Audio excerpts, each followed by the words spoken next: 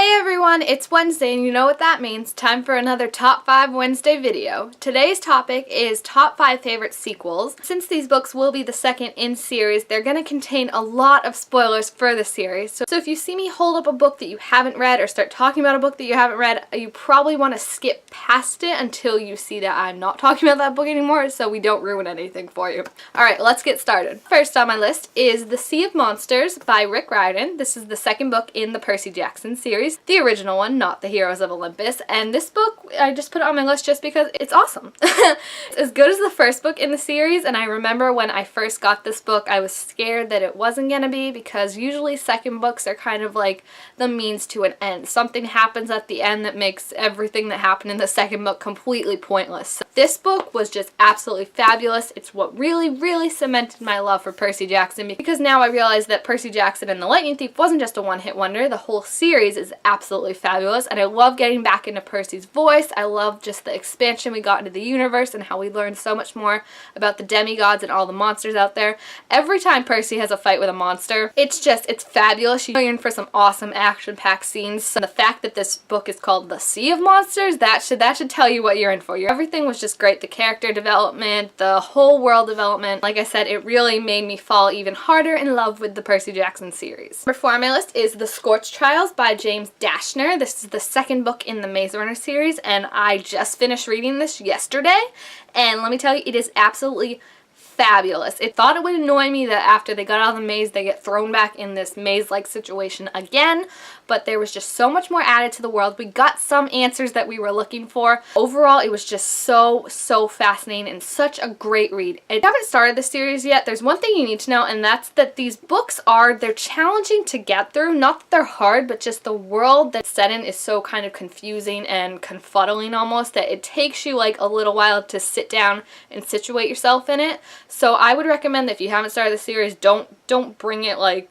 in a class where you have like 5 minutes to read here, 5 minutes to read there, because you really need to be able to sit down and really enjoy it, or else you're going to be really confused. But this book was just absolutely fabulous. I did what I just said. I sat down, I really immersed myself in the world. It took a little while to remember everything, and I'm still kind of confused, but it was so great. It was such a good addition, and now I'm really excited to read the next book. It's called The Death Cure, and I loved all the new characters we got to meet in this. Aris, I don't know, I think that's how you say his name. Let's go with that. He was really cool. I loved Brenda. Oh my gosh, Brenda. I already picture Holland Roden as Brenda, so if there's a Scorch Trial movie, please cast Holland Roden as Brenda, because she would be perfect. And all that happened with Thomas and Teresa was just so great and so heartbreaking and so like authentic and genuine. I loved it. I loved the last scene. It was very reminiscent of the Catching Fire movie, where kind of Katniss is just like, if all this, you know what. Reminded me a lot of that, where Thomas is just kind of like, F all you guys at Wicked, I'm done playing your games, you're toying with me, I don't care if this is for the greater good, I'm doing what I want to do, forget all you guys. And I loved every single second of it. It's so good. If you haven't picked it up yet, go do it, you won't regret it. Number 3 on my list I don't actually have, but it's Prodigy by Marie Lu, and this was another book that I thought was just kind of going to be a filler. I really like Legend, but I was like, it's going to be easy, it can either slip or it can be okay. Never in my wildest dreams that I expect it to be better than the original, because I loved Legend so much that when I read Prodigy I was just like, there's no way it can be better, and it exceeded all my expectations. It just left me completely floored and impressed. Marie Lu absolutely knocked it out of the park with the Legend series.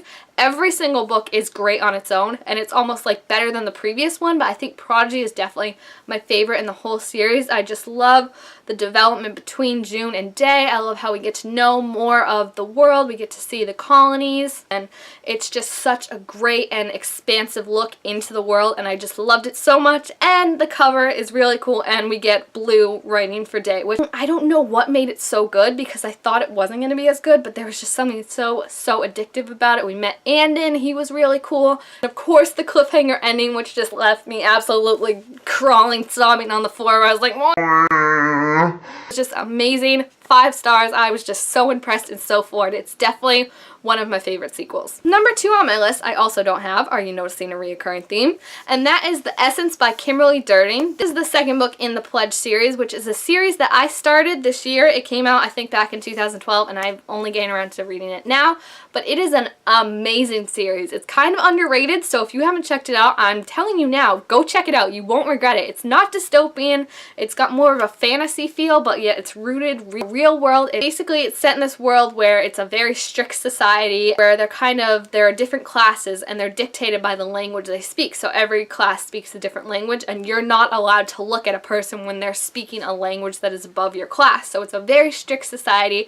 It's very controlled and feared. And our main character, Charlena, aka Charlie, has this secret ability where she can understand every single language. As the book develops and progresses, we learn more and more about Charlie and her family, and we learn a lot of secrets, and there are really good twists, and the sequel was just, oh my gosh. Gotta say it again, I know I said it in the beginning, but if you haven't read it, please don't watch this part because I don't want to spoil you, because the sequel was just absolutely fabulous. So if you haven't read the book, go away now, please, before I say it. Alright, so the whole thing was Charlie becomes queen at the end of the Pledge, and this book was her kind of coming into her own as like a newbie queen. She goes to this summit for all the queens of like the countries ruling them, and along the way there someone is trying to kill her, and one of the point of views we actually get in the story is from the assassin.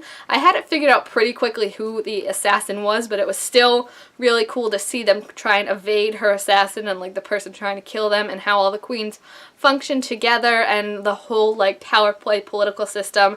And of course Max and Charlie, her love interest, they're perfect. I love them. And the whole thing with her trying to control Sabine's essence inside her as she's struggling to take control, and how she's kind of like losing her whole mental stability. It's such a good addition. It is definitely one of my favorite sequels. It's a gorgeous cover. Look at this cover. I'm so excited to read the next book now, The Offering, which is the third and final book in the series. I just got it from the library and I cannot wait to read it to see what happens. This series is just, like I said, it's underrated, but it's seriously one of the best series I've ever read. It's so addictive, it's so unique, and I think everyone should check it out. So if you haven't yet, definitely go and do that. Time for my number 1 sequel. Woo! Yeah! And that will be Catching Fire by Suzanne Collins. Woo, woo, which we all know is the second book in the Hunger Games trilogy. Now this book was just absolutely phenomenal. And yes, I added so many syllables to that don't need to be there.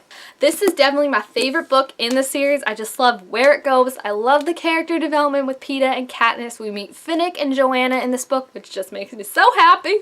So happy that they're in my life for at least a little while. And we get probably one of the biggest twists in all of YA history, with Katniss and Peeta having to go back to the Hunger Games. We thought they were safe the whole first book. They told us, you win the Hunger Games, you don't have to go back.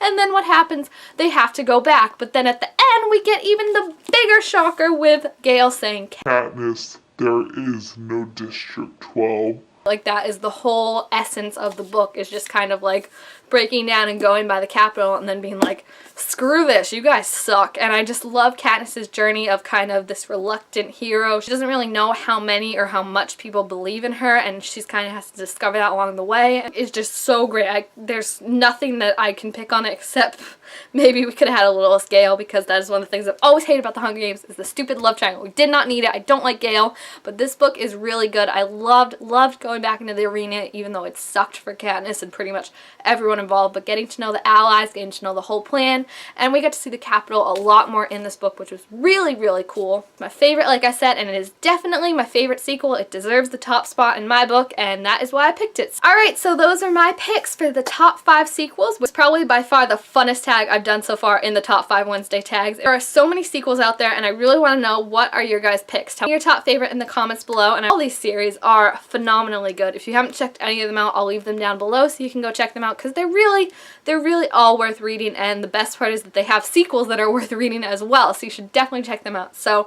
leave your picks down below. Tell me what you thought of my picks. Thank you all for watching, and I will see you next time. Bye!